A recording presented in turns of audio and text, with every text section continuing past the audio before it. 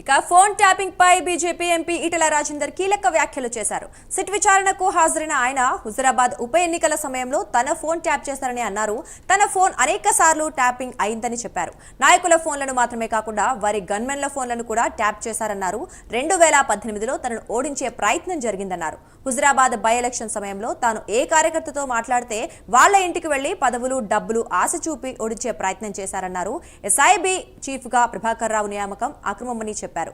తనకు అనుకూలంగా ఉన్న వాళ్లను కేసీఆర్ అప్పట్లో నియమించుకున్నారని ఆరోపించారు. ఇక బీఆర్ఎస్ ప్రభుత్వంలో జరిగిన అక్రమాలపై కమిటీలు వేస్తోన్న ప్రభుత్వం ఎందుకు చర్యలు తీసుకోవడం లేదని ప్రశ్నించారు.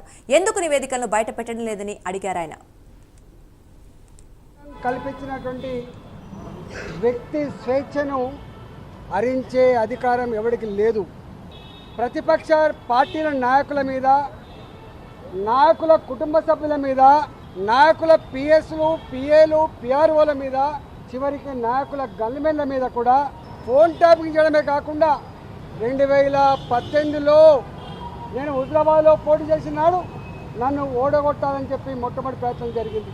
2021లో హుజురాబాద్ బై ఎలక్షన్స్ వస్తే పొద్దున్న సాయంత్రం నేను ఏ కార్యకర్తతో మాట్లాడుతున్నా, ఏ ప్రజలతో మాట్లాడుతున్నా, ఏం మాట్లాడుతున్నా ఇవన్నీ కూడా ట్యాప్ చేసి రాత్రి కల్లా వాళ్ళ ఇళ్ళలో పోయి బిడ్డాను ఈటల ల్యాండ్తో మాట్లాడినావు, ఇది మాట్లాడినావు, నువ్వు ఆయనకు కనుక సపోర్ట్ చేస్తే ఇగో నీకు నష్టం ఇది జరుగుతుంది, లేకపోతే నీకు ఇగో ప్రలోభ పెడతా అని చెప్పి డబ్బుల ఆశ చూపి, పదవుల ఆశ చూపి, అధికారంతో బెదిరించి ఇవాళ ఓడగొట్టేటువంటి దుర్మార్గం.